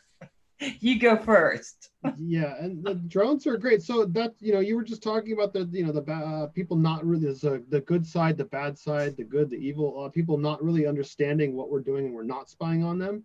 By going out and reaching out to these different municipalities and different contractors, you're educating people. Look, these things have a practical use that can save you money or save lives. And the more people that get out there and do that, get their Part 107 and do it, the more people are learning that, hey, these things actually have a good place in the world. They're not just going to be your Amazon deliveries or your McDonald's or Starbucks, or they're also not going to be spying on you. Sure, there's always going to be those bad apples, but that's okay. Let's outnumber them. Let's show let's be the good press. Let's be the good example. And if we start showing enough good example, people will start to catch on that, hey, a drone did this today. Check it out. A drone did that today. Check it out. Oh my God, and those are all good things that are going to teach people that, hey, leave us alone when we're out flying because we're not spying on you. We're just having a good time. Everybody I've ever, the FPV goggles I have are not like, I don't fly FPV like you guys do, but the DJI goggles that do head tracking, I can tether them to the cameras on these things. And when I put those on and people go for a flight, they about fall over and like, oh my God. Now, part of it's because they're dizzy, but part of it's because, wow, this is a whole new world. When you take them at a flight across the treetops at 35 and 40 miles an hour, they're just like, oh my God. And when they're able to manipulate the camera, when they move their head, they're just in awe. Oh my God. I got to say, when I went on with Centroid gave me his goggles, I watched him fly. I was able to stand. I watched Ken fly. It didn't make me dizzy. And they said, be careful because it can. But it didn't affect me at all. I was really surprised. It does and sound I think a lot of people, it wouldn't if they just gave it a chance. Yeah, well, it's kind of like seasickness and whatnot. Some it's going to affect, some it's not. Some they're going to get over it, some they're not. But that's okay. Sit down. Let me take you for a flight. And the ones that are still willing to sit down and go for a flight, I have never heard anything but, oh my God, that was amazing. Now, I've heard a lot about, and I've read the rulings or what they want to put in for the FAA stuff. I decided I should learn more about it. And so now my brain is full and I'm not even sure I can access half of what I know anymore because it was too much stuff. But what I've heard is the sky is falling. It's going to fall. Jump on this right away. I gave $54 to a group who's working on petitions and working on getting stuff to stop. I mean, I've done that part. But you're still investing as a business in something that people are saying is going away. Why would you do that? Because I don't necessarily think it's going away. It's just going to be more restrictive. They're going to make us. Well, we don't. I shouldn't say they're going to. They're trying to make it so that we have to put in positioning and sync with the internet. But there's also that's from what I'm hearing, not necessarily entirely true. Some people are saying that unless you can connect to the internet, you can't fly. That's not the research I'm doing is finding out that's not true. You still will be able to fly. Your information will still be logged, just like in the DJI. All of my flights are logged. Every single flight I've ever taken is logged. My Mavic 2 Pro has like 400 miles on it. I didn't know that until I looked up in the app. Now they are going to make it harder, as in for hobbyists, because they want us all to be licensed. But that's partially because of the bad apples. If people wouldn't fly in front of airplanes and fly near stadiums over thousands of people, this probably wouldn't even be happening. Every time I hear someone has gone out and done something stupid, it boggles my brain as we're all trying to push to not have all those kind of regulations so that we cannot be worried that somebody at some point will reinterpret those things and then we'll all be in the wrong. It boggles my brain that they're still doing this stupid stuff. But then when I realize that a person's brain, the frontal lobe, their braking system doesn't fully develop in a lot of people to the 30, it starts making sense. But we have older people doing some of this crazy crap. Yeah. I'm to be honest, I'm more concerned with the hobbyists than I am the Part 107 holders. I fear that also the smaller aircraft, because if they want the ADS-B, it's never going to fit on these tiny little quadcopters. It's never going to fit on the little ultra micros that I got started on that have a little 12-inch wingspan. It won't fit. It won't work.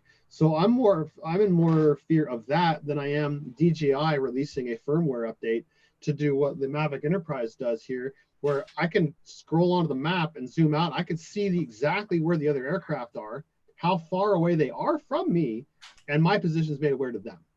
Now, I'm okay with that. I have no problem with that whatsoever. I have no problem with law enforcement knowing who I am and where I am and what I'm doing.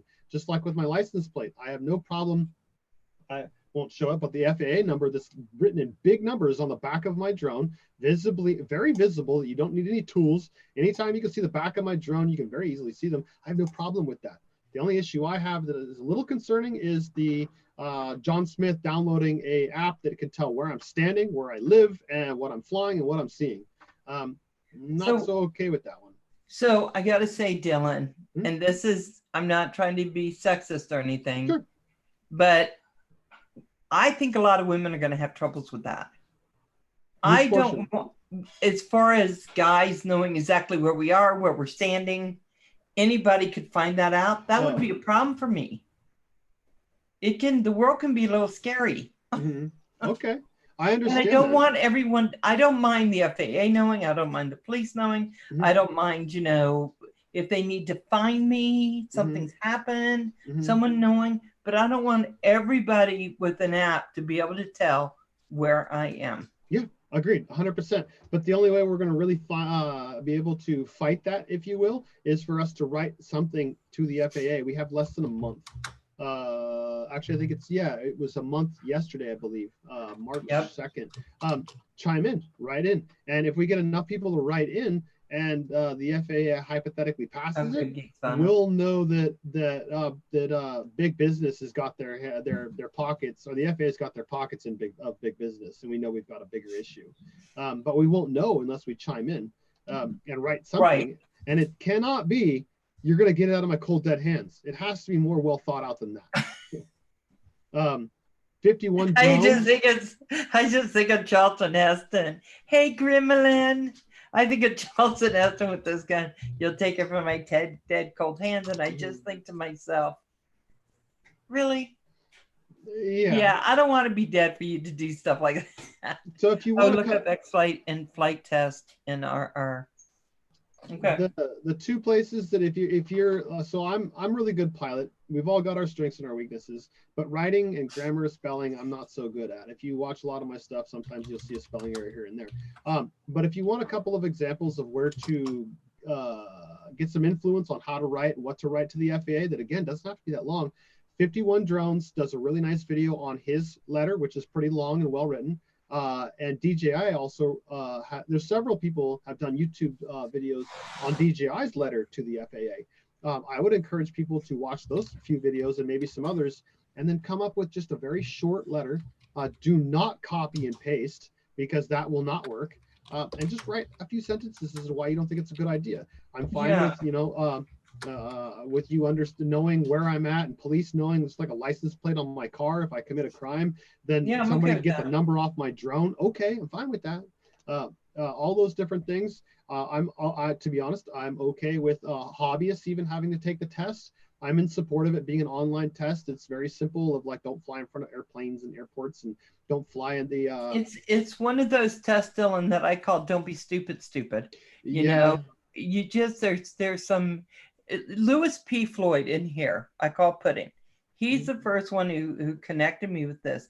He had a sheet that said, "Hey, if you're going to teach someone how to fly, here's some checklists they need to do. Here's some things they just kind of need to know." Just not even kind of, but they need to know, you know, about not flying over 400 feet. It had all these checklist things that you kind of need to be aware of. And I remember I used to post that almost every day so people could go in and find it, because a lot of our little drone flyers, our younger drone flyers, some older, go in, they buy a drone, throw it in the air, and they have no idea what they're doing. They don't know. That was me when I first started. I had no idea about 400-foot rule and line of sight. I had no idea about those rules. Fortunately, I never flew near an airport. I never did any of that kind of stuff. But yeah, I'm all for it. I have no problem with the basic test. Not a problem at all. And the more advanced test, if you're going to be a commercial pilot, I'm all for it. And I think for me, as far as that goes, I think a good basic thing is fine. And I like Puddin to write the test and put it online and then hand out our certificates. So have you seen have you seen the DJI starting to test people before they can fly their drones? No. It's 8 questions. Yeah, they ask you, if you check YouTube, Ken Heron did a video, and a couple other people have done videos on the exact test questions they were asked. But they were asked questions like, are you allowed to fly near Washington, D.C. kind of thing? What's the maximum altitude? They're 8 questions, and if you have to pass it, take off. I have yet to have that test on any of my 3. I have all 3 DJI Mavic 2s, the Enterprise Dual, the Zoom, and the Pro. I haven't been asked yet, but I'm seeing it more and more on YouTube. People are posting, hey, check it out. I was asked these questions before I could fly. Okay, fine with that, because they were fairly common sense. I agree. Common sense. Just take the test. Just figure it out. I think it's a little better that way. I do. I agree with you. I think that I feel more comfortable. Now, I knew all the stuff that I read on Louis P's stuff. I already knew because I was already within the drone community. And so when I got a drone, they were saying, this is how you do it. This is how you do this. You have to be careful of that. So I learned a lot from my community on what you do and what you don't do. And from Kim, because he looked scared a couple of times when I was flying.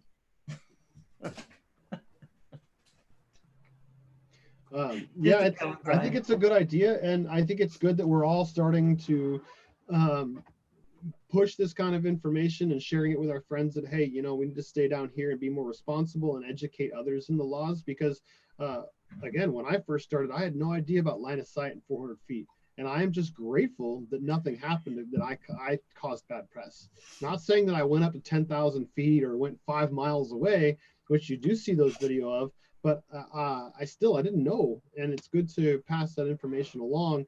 As you know, just like with driver's training, when someone has their permit, hey, you need to learn how to merge like a zipper. Don't tailgate, don't cut people off. There's just basic rules that kind of slip by the wayside, but they need to be known, they need to be shared, and don't assume people know, but be courteous about informing them and teaching them. Don't be rude. Well, I will tell you that I've watched videos where they're doing them along the beach, and they'll go, "Oh, wow, my drone got 2 miles out and then came back." Well, that's not line of sight.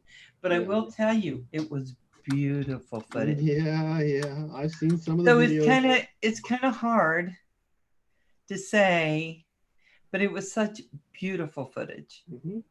Yeah, and they shouldn't have been, but it was gorgeous. All I'm gonna say is that. But they were really responsible as far as, being really good pilots. Mm-hmm. You're not always gonna get that. They're trying to give us the caveats with this new proposed laws of well, you'll be able to fly beyond line of sight and all these other things, and fly at night without a waiver. But I don't mind getting the waiver. I don't necessarily need to be on line of sight, but I don't want my rights infringed upon. And I want people to be able to fly their FPV, their park flyers, and their ultra micros wherever it's safe to fly them, not where a designated FAA flying field. I don't even know where there is one near me. I didn't either, but evidently we have one close to us, but we're in the desert, so that's what a lot of people would be flying. I'm actually looking it up now. See if there is any. Where can I find? Dylan is using binoculars, still line of sight. They can be used for not for the entire flight, but briefly for situational awareness. So you can't be staring at them through them the entire flight, but you can use them momentarily to scan the horizon, and that's okay. Geek Savannah is saying people flying beyond line of sight are the ones who will end the hobby. Personal opinion. Yeah, I agree. But you know what? I can't deny it was beautiful footage. They should have done it, but it was beautiful footage. Can you fly past LOS if flying over the ocean? No, actually. And so with that said, I'm near the coast. For me is 45 minutes away. And actually, if I look on the FAA sectional map, everywhere from Point Reyes all the way up to Point Arena, which is several hundred miles of coast, is actually protected wildlife sanctuary. Excuse me. Once you leave the beach and enter the water zone, you have to be 2,000 feet up minimum. So check your sectional map, and I carry mine. I went to the airport and got one because the Before You Fly app and Mapbox do not always represent or depict exactly what's in the FAA map, which is what you have to go by. So if you're going by the Mapbox or Before You Fly or Kitty Hawk, you could still technically be in the wrong because they don't update them quickly. So again, in my area, I am not allowed to fly at all, even at the beach, because it's a county park. And all county parks we're not allowed to fly drones at. So the exception to that is you could take off outside the park, fly in the park, and then land back outside the park. But if you crash, you're screwed.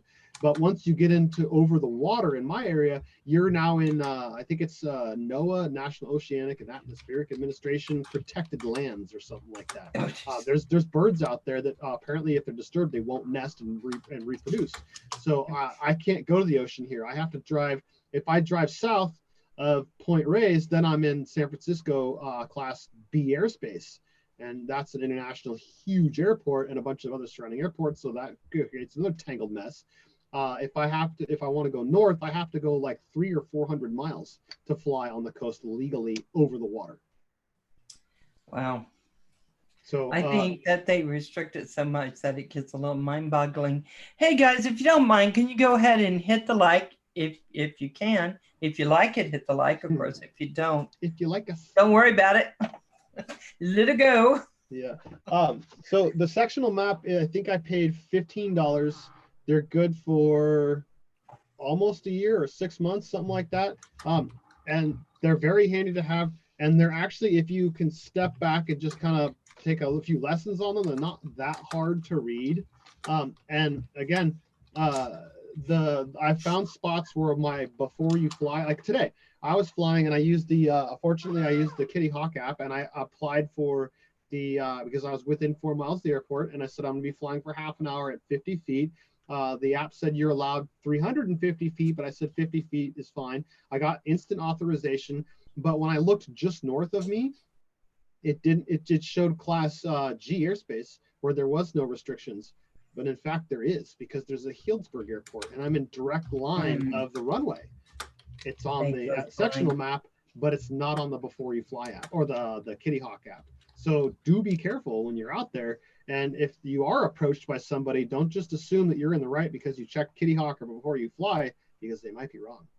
Or if you're looking for a really unique place to fly, you might find it in here.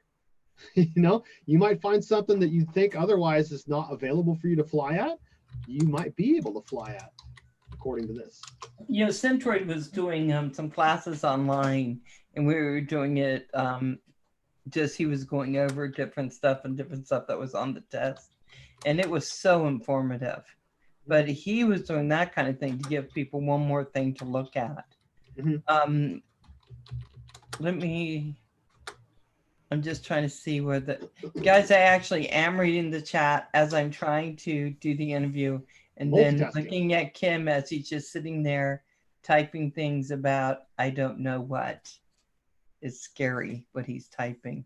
But look at his little face. He can't even tell I'm talking to him because he is so doing the chat. That's good, Kim. I got space here, a little bit of air traffic. Yes, we have Bear.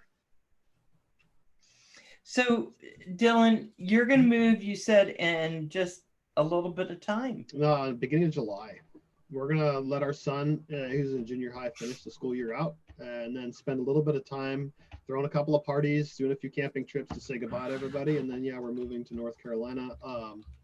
It's the Carborough Chapel Hill area, so it's west end of the state. Because I said that I don't want to be on the coast. I don't want to run from hurricanes. I'd rather run from fires. I know it sounds weird, but that is what it is. They've had some bad ones. We've had, the next county up is Lake County, and I haven't seen the statistic last year, but the year prior, I think it was 63% of the county had burned in 3 years. 63% of the county.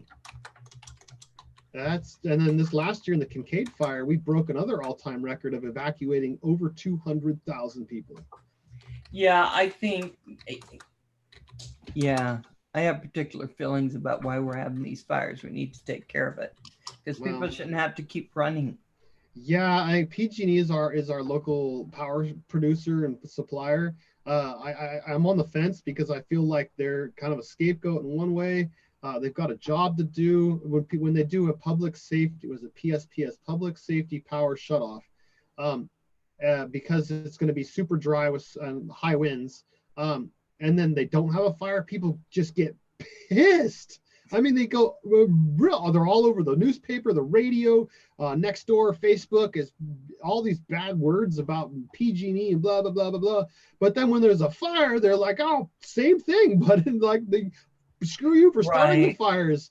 So they're kind of damned if they do and damned if they don't. Now I understand that they have let their system maintenance and upgrades and whatnot kind of slip by and put more of that money in the shareholders' pockets. Okay, Shame on you. That's bad. I get it. They should be doing more underground utilities. I get it. I support that.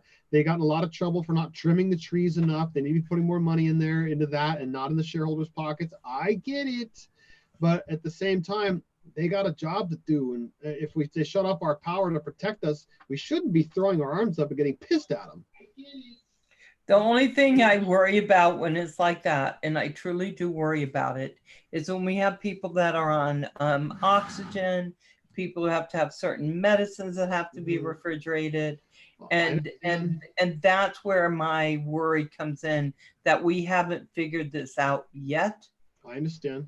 There are ways to figure these things out. I understand. They just need to do it. With that said, to bring a little more traffic my way, I actually have an entire video of like 20-something minutes specifically about generators, how to choose one.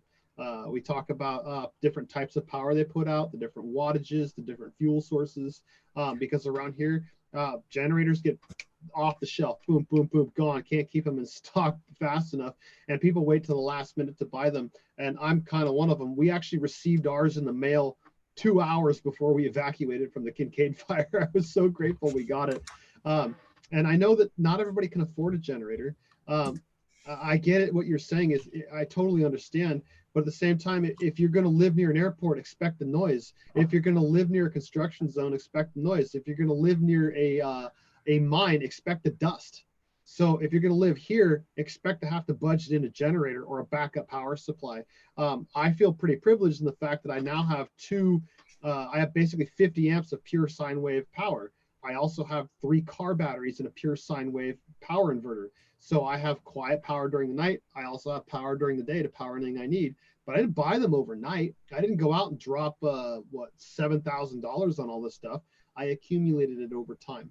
I bought a car battery and a basic cheap inverter that's not pure sine wave, and I made do. I lost a few devices. They went up in smoke because the pure sine wave is dirty power, and they literally up into smoke. But I made do with those, and then finally I happened to come into a 1,000-watt pure sine wave, just keeping my eyes open for really, really cheap, slightly used. Yeah, I think there are ways for people to adjust, but without getting political. But I know we're touching on it, so we'll jump away from it. I'll just have that last word that I want. When you get the elderly on fixed income, and they have never had much in their lives, and all of a sudden they're expected to come up with money for generators and all this other stuff, and I just have a problem with it. I just think that we've had years to figure it out. We should not have been worrying so much about profit. We should have been worrying about sustainability, because that in the end will get you profit. And then they can have their profit. Yeah. Well, my problem is we have 19 solar panels on our roof. We generate, we generate a fair amount of power. But here's the thing, because we don't have a battery backup tied to that, when our power goes off, those panels go off. So I can generate on a good day in the summer 2.2 kilowatts, 2,200 watts of power. But if PG&E goes down, my system shuts off immediately, because it doesn't want to backfeed the grid. Because if everybody who has panels backfed the grid, then they might as well not shut the power off, because the line could go down and spark it. So I understand that. But so with that said, someone needs to come up with some sort of disconnect power device that allows me to disconnect from the grid and use my solar power when the power goes out. So I've already got the panels, but they're useless. They're paperweights when the power goes out. So if you're an electrical engineer, hint, hint, find some way to make a device, an instant transfer switch that'll allow us to keep our power from the solar going.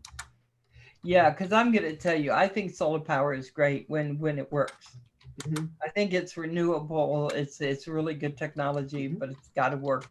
Guys, I just want to say hi to some people in the chat, because we're going on. Let's see, it's 8:38. No, is it 8:38 where you are, Kim? I think so. I'm at 5:30 here. Yeah. What did Joe Max say? Start rolling. 38. Having no fun laying on pine branches and pine cones up. Kim, I'm going to so knock you out. Stop talking about being with Yetis. What am I going to do with you? This guy's talking about Yeti. No, it's you. I'm just going to start moving everything you say. I like Yeti, but I recently found out how inexpensive 12-volt refrigerators are. Also have a video. Yeah, he's talking about the furry Yetis. The Sasquatch. Oh, my bad. Sasquatch, Bigfoot. There's nothing wrong with man-Sasquatch love, but I don't want it on my channel. I'm just missing something there. And I'm from California, where all kinds of stuff is don't even ask. Okay. Okay. Okay.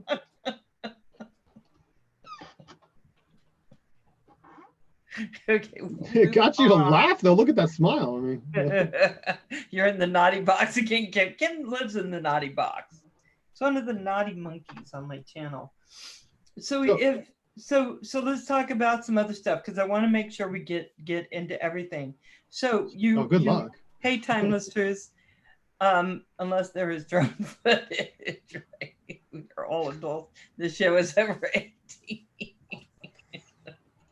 Yeah, we're not talking about that, guys. Oh my God. So what? So let's talk about how you're balancing starting your business with drones, finishing your business with tiny homes, getting ready to move, being an entrepreneur, having a family, having a child, having a dad next door, right? Who is can't move up to where it's super cold. Mhm. How are you balancing all this so that it makes sense for you and your family? Not easily at all, to be honest. It's not easy because I have a late model truck. The payments are pretty expensive. I have a late model car. Payments are expensive, and then dumping money. And after I got my Part 107, I think I spent $12,000. Dang. Oh, So yeah, I mean the oh, Crystal Sky that I bought it refurbished was $1,000 refurbished versus 1,200. The Enterprise cost me I think 29 or 2,300 or yeah. whatever, two something grand. The Zoom, I bought a ton of gear. Even the anamorphic lens from Moment. I mean, these things are not cheap, but at the same time, you got to have money to make money. You got to have money to save money. So it's a very delicate balance. And I got to admit, I'm on a very tight line. And if I'm not careful, I'm going to fall on the wrong side. But I've been lucky in life that the last few years, I've been paid very well for what I do. Many would say that I'm paid a fair wage. Many would say I'm overpaid.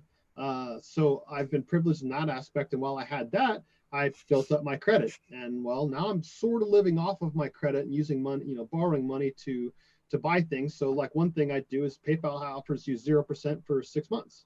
Okay, well, I'm very careful about what accessories I buy, but I'm leveraging that 6 months and making payments to pay it off.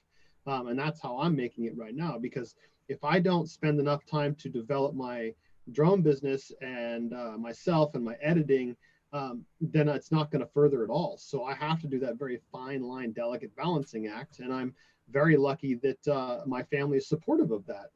My wife helps me with the video editing when I don't have time or I'm out. Hey, I'm working on this video. Can you finish it up? She's helping me work with my media like business cards, and we're paying another service to make me a logo.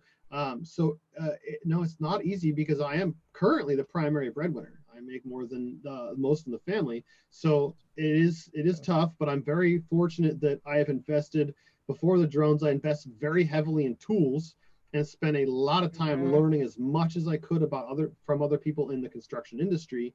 I guess I got lucky and bought into the right things, made the right investments, and I make a pretty healthy wage. So when I do work, I get a very healthy paycheck and I'm able to take some time off. So I worked 2 weeks ago for an entire week. I made a very healthy chunk of money, but I took all of last week off. I spent several days of that up in Reno doing that videoing for another company. Now I didn't make any money off that. I didn't get paid. My hotel wasn't comped or anything, but they comped me some store credit to enjoy the facility, so to speak. While there, I spent a bunch of time videoing. I think I got 16 or 17 hours of footage. And I'm going to make them some promotional videos for them. But in the meantime, I'm using those promotional footage or videos on my website to say, look what I can do. Check this out. I can make this for you. I can do this for your company. I can further this or show off that or exhibit this or exhibit that. And so that's how I'm balancing it, is just making a bunch of money, taking time off and using that money to live while I work on YouTube, learn how to do more on Premiere, buy more equipment, and then go back to work for another week. So I'm like week on, week off, week on, week off kind of thing, if you will. So for some people, that kind of living would make them crazy. Oh, it's driving me crazy. because sometimes you have money, sometimes it's a little slimmer, sometimes you're working, sometimes you have to take time off to kind of try to get some other work going. And having been self-employed now for the last 3 years, and then I worked for county, and then before that I was self-employed for years and years and years.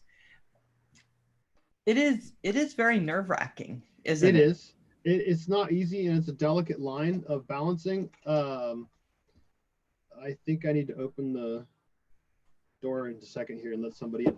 Anyway, it is a fine line. I'm having to walk it very carefully, but I'm fortunate that I have a very supportive family that's willing to work with me to help support me and make this happen and help me make educated decisions and help me think about things I might not be thinking about. So I'm grateful in that sense. Yeah, I think I got to tell you, I think you are, because it's not easy for our loved ones to sit by and go, I don't understand how you're making that work, right? No, I need to pause for a moment. Be right back. Yes, go ahead. Okay, guys, I'm going to put the link in. Now, actually, I want to tell you something while Dylan's doing something else. A copy. I'm going to put the link into the t-shirt, but I'm using my t-shirt money to get me back to Canada for Rajapalooza. Okay. So if I don't make enough, I might not be going, because I am self-employed also, and sometimes it's just not easy to make everything work. Yeah, and I'm back. So and that's one of the things that's been tough, because I've been self-employed for pretty much my entire life. I've worked for contractors and whatnot, so in a sense I've had jobs, but in the end it's on me to find more work. And for many years it was very easy to just keep it going, keep that ball rolling, no problem. Well, now I'm making a transition. I'm changing industries, and I don't have those contacts to fall back on. I'm having to build all new resources. Fortunately, I've got a friend that has had his Part 107 for I think 2 years now, roughly, I want to say, and does very well at real estate photography. He gets paid to travel, and he's been in several magazines, so I can ask him questions, but it doesn't bring me any work. So I'm like, today I went up the street to the local rental yard, and there's a gentleman that used to be on the board of directors or something for the fire departments around here. Okay, hey, how can I get my foot in the door with my enterprise? Because when we have these fires, the CAL FIRE won't fly. They only fly when they can see. They do not fly via instruments. So how can I get up there to fly? If someone's missing in the woods, how can I get out there to fly? In the meantime, I'm also trying to get out there to find other, I want to stay in. One of the things I really want to do, to be honest, where the focus I want to go is construction inspection. I love making videos, but I don't really like the pressure of having to be expected to get every piece of footage when you travel. I got home and I found out an entire SD card had been corrupted, which was fortunately not I'm feeling your pain, because that just happened to me. Yeah, well, fortunately, I have enough other footage that I had enough cameras rolling that I'm going to be okay. But I don't like that pressure. I don't like that to happen. So if I can do real-time construction inspection of oh, okay, you want me to fly over there and check that out? Sure, let's go. And give them, FPV goggles while I'm flying with my crystal sky here and maintaining visual line of sight, just to be clear. Take a picture of that. Let's video this. Let's inspect this cell tower or this house. And hey, this house is 3 stories up, but I believe there's rot on the chimney on the other side. Can you get up there? Or your solar panel array. The place I was at today, they must have 60 panels on their roof, because they're a commercial place where they're doing heavy equipment repair. I think half of them are dead. So I used that as an excuse to come back and talk with the gentleman further and get some information from him of how I can get into these different industries. I'll come back with the drone and I'll actually take pictures, because I didn't have an SD card in the drone. I thought I was just going to show it off. I'll come back and I'll scan your panels. But when I was up there, literally half of them were either appeared to not be generating power, or had half of the cells not doing anything. So think of 50 or 60 panels, and let's say 30% aren't working. That's a lot of power. That's a lot.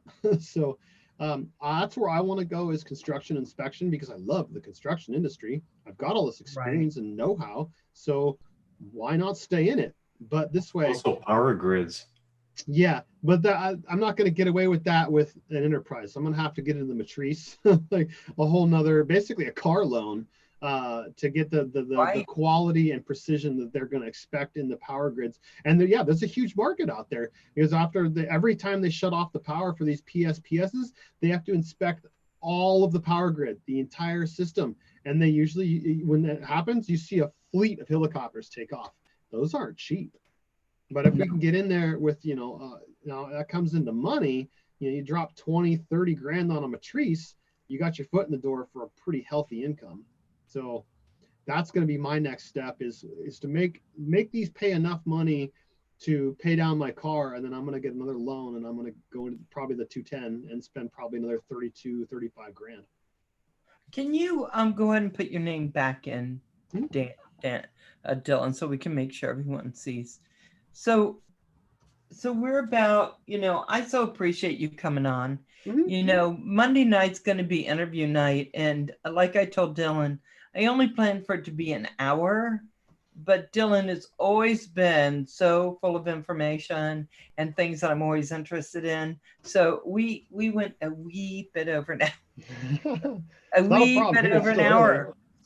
And so I want to tell you kind of where our channels are going. On Sunday, we do my live stream, Val's Life, where we have a lot of conversation. We do a lot of stuff about building FPV, looking at parts. We talk about GPS drones. We just have, and then we go into game night, which is with Velocidrone. And I got to tell you guys, I'm feeling so much more secure in how I'm flying now because I'm going on that and because you guys are showing me how to fly. I just want to be clear. You guys do so much for me, and I so appreciate that about you. And then on Tuesday, it's the same thing. We get together, we chat, maybe we laugh, maybe we're the guys around that coffee table, and we bring people in and we just have community. And then we go back into Velocidrone, and I get taught more. I mean, it's all good for me. I hope it's good for you because I am learning so much. So that's what we're doing. But Monday, I got to go back to what I know in my home and what brings me joy. And that is getting to know some of the channels and some of the newer channels that are our smaller parts of that are community, certainly in big ways, but maybe they're smaller channels because they have so much to say. And I want you guys to know that. I want you guys to know them so that we stay close where we are. Like Dylan's telling me, he's going to get Velocidrone. He's going to be flying with us. So this guy, we're going to see him tearing around, which is so great. We also have gals that are coming in now and flying. Carly, Jeff Freestyle's wife's flying. Sometimes we get Darcy in. We have Rad Girl. And I'm hoping we're going to get Was Blind, maybe Destination. We're going to start growing that part of it also so that we're just a really solid, steady flyers within the FPV community. I wish they did GPS drones so people could just fly and do that too. But as far as I know, they only have the FPV. Yeah, Joe McAttack is saying you'll love it, Dylan. It's cool fun. Yeah, well, the FPV I have done with the DJI goggles and the drones with the that kind of FPV, which is nowhere near the same, but it is similar. I'm hooked already. Yeah, it's just a matter of time, and I got 1,000 hours of gimbal time. I think I'm gonna do okay. It might be a little learning curve, but I think I'll be all right. So guys, I know that's 3 times a week I'll be on. I hope that works for y'all and that you'll come and see me next week. I think the interview is just going to be an hour, but I got someone. I think I got him. I've been working with Dylan on this, and he's very interesting. Knows a lot about YouTube, a lot about the stuff about that, and we're going to really dive deep. And so I can't wait. Not anything uncomfortable for him, just deep. Deep. And so if we can get him, and then we may go ahead and bring Dylan back on to help with that interview because he knows some parts about that's a little bit more than what I know. But I'm going to go watch a bunch of videos on this guy's channel so I can kind of get an idea. So I'll let you know probably by Sunday who the Monday interview is going to be. So tomorrow at 7 o'clock, Val's Life. Then at 8:30, 8:45, game night. And we're going to be flying like crazy because I'm going to, I have to charge my battery. That's always fun because I got a dumb battery. I didn't get the right kind. So anyway, guys, I love you. Everybody, you can stay, panel stay. I'll go say goodnight to everyone. Guys, I love you. Thank you so much. Thank you for coming in and just supporting our one of our newer community members who is becoming so integral to us. And thank you. Thanks for having me on. It's been a pleasure. And there's always information we can come up with to share with the world. I'm sure I can come up with more topics if you want me to. Oh, yeah. As much as we can do. Hey, Geeksvana, love you. Thank you. I won't say he helped me with my t-shirt, but it could be possible. I'm keeping it on the down low. I'm trying, Geeksvana. And then Joe Mac Attack and Bird in the Hand. Oh my God, I'm so happy. Gremlin, oh my guys, I love that you're here. You know, Jeffrey Stella, all of you guys, love you. And we will catch you later for sure. Tomorrow, 7. Bye-bye. Okay, Rujo! Oh, sorry. Gremlin.